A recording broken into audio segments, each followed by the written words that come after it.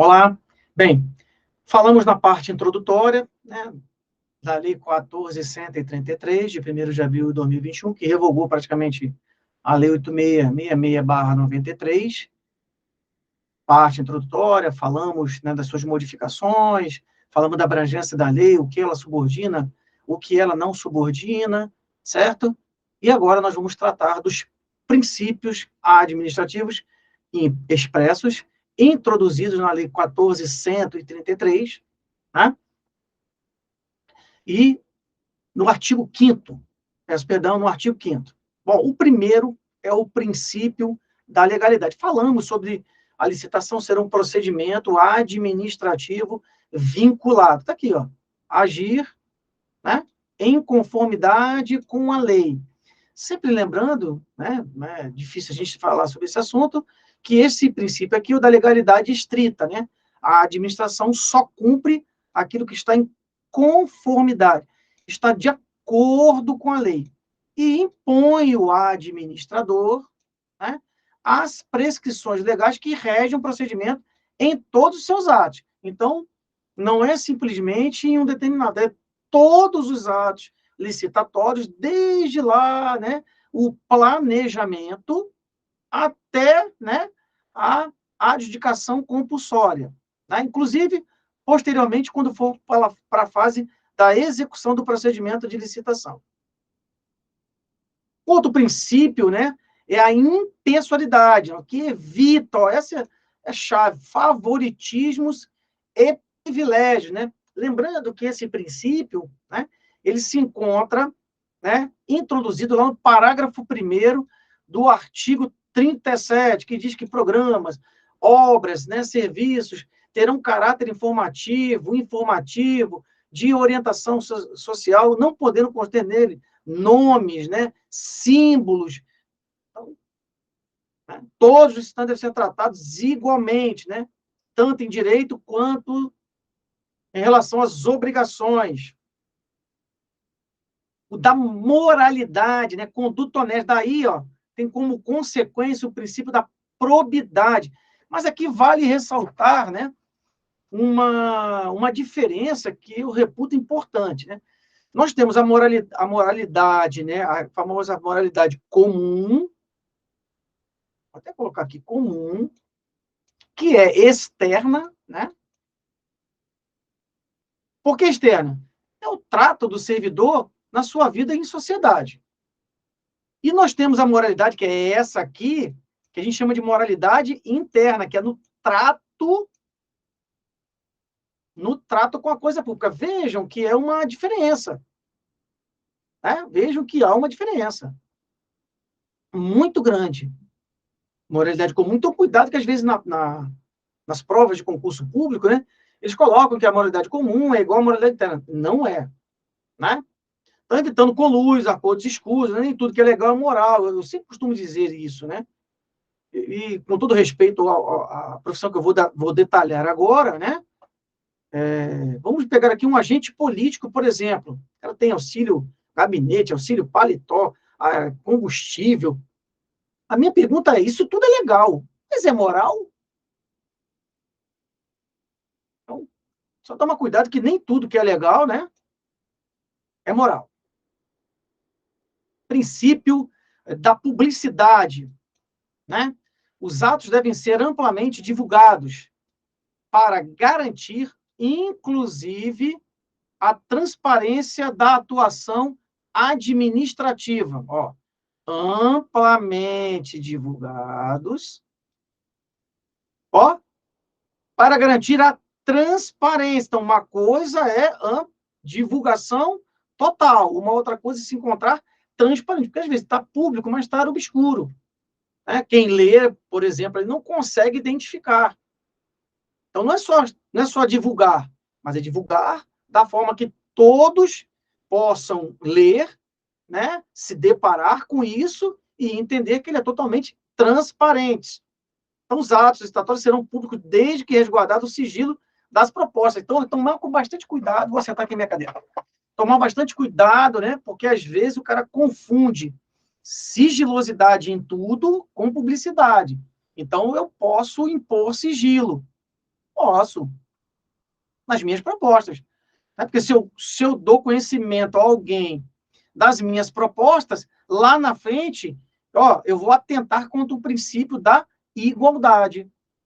Eu tomo bastante cuidado com isso, né? Eu tenho sigilosidade na licitação, né? Mas é o que a gente chama de fase interna.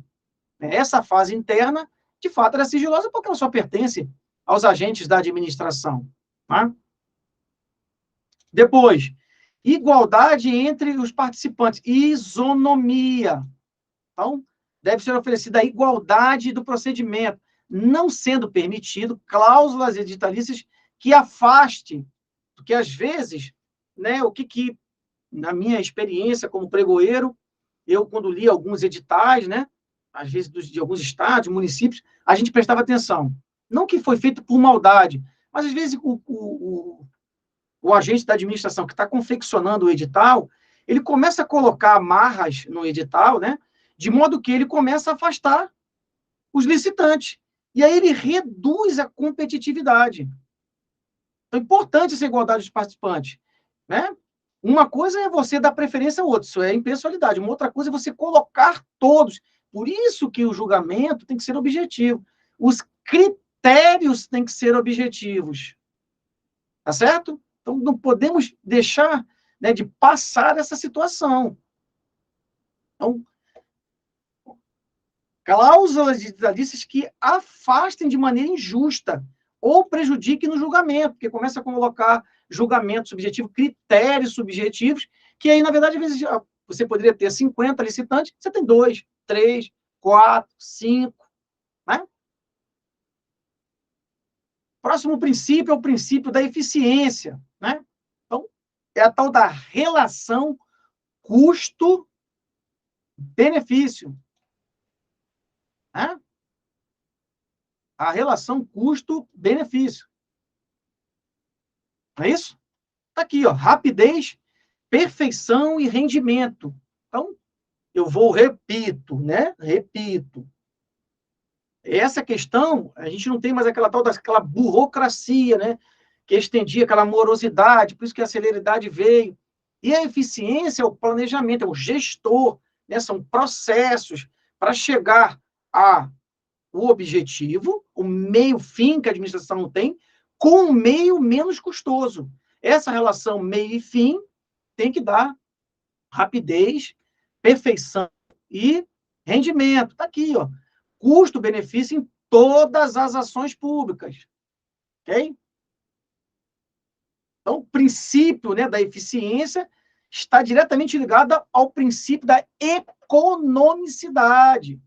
Praticar, né, as atividades administrativas com observância da relação custo, já falamos, de modo que os recursos públicos sejam utilizados de forma mais vantajosa e eficiente. Então, os recursos públicos já são parcos, né? Já são poucos. Então, veja, você vai pegar e você vai simplesmente torrar o recurso público? Não.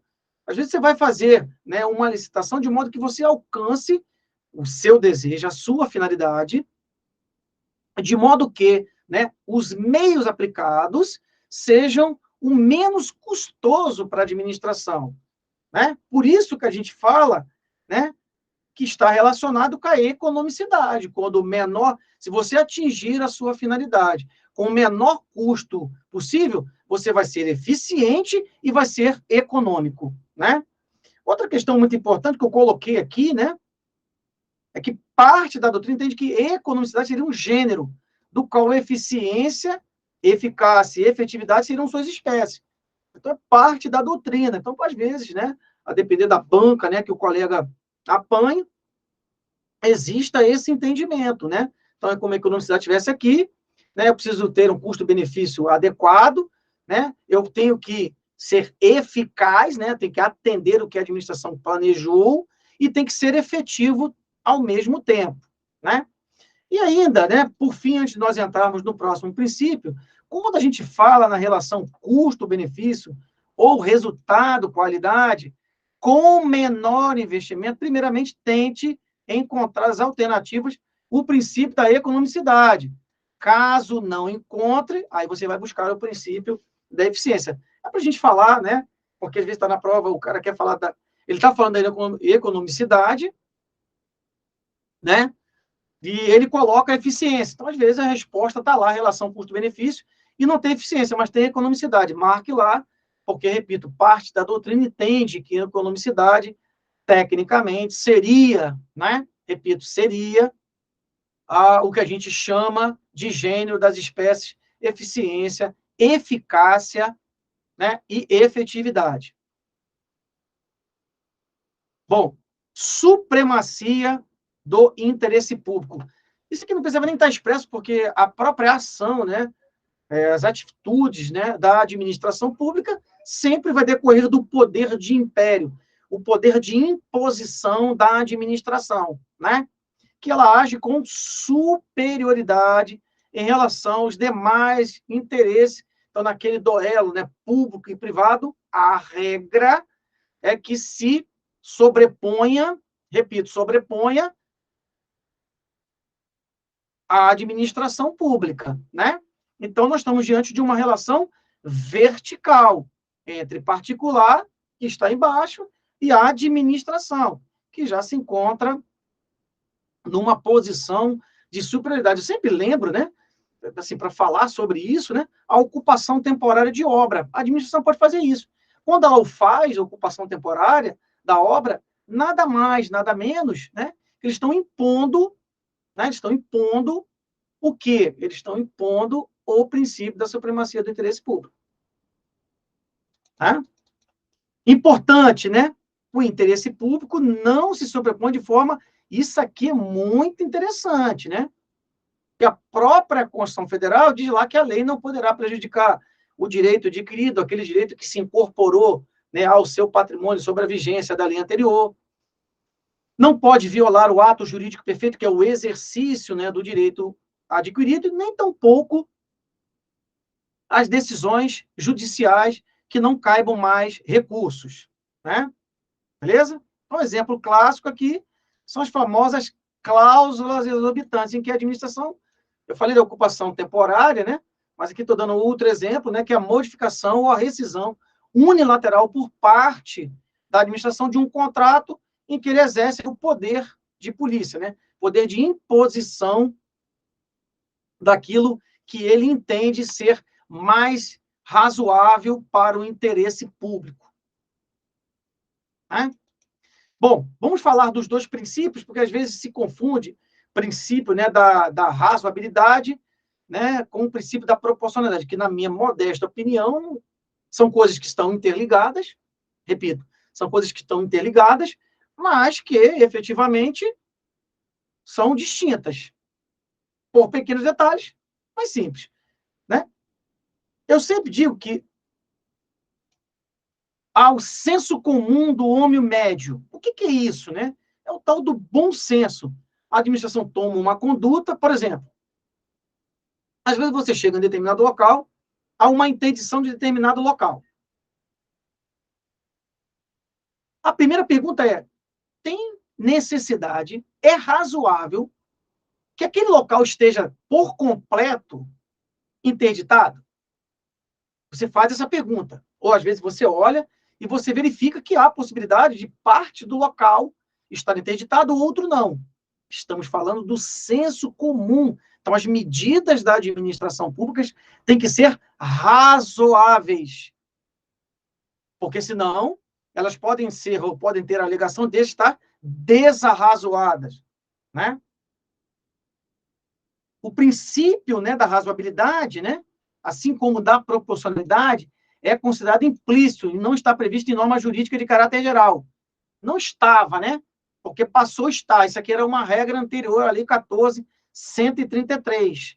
E nós temos também, né, ela no artigo 9784, lá no artigo 2º, né? Eu chamo essa de norma de caráter geral quando atende a todos, né? Ela não se encontrava, mas agora está expresso, né, na 14.133. Então, voltando aqui, antes de nos adentrarmos no princípio da proporcionalidade, né, não custa lembrar que esta situação é as atitudes, as ações, os atos administrativos têm que ser razoáveis ao senso do homem médio, né? A mesma coisa com o princípio da proporcionalidade. E aqui já está outra questão, né, que é o princípio da proibição do acesso, né? Eu chamo isso de meios e fins, né? Então, é necessidade, né, para a administração, né, atingir os seus fins, ele tem que usar meios razoáveis.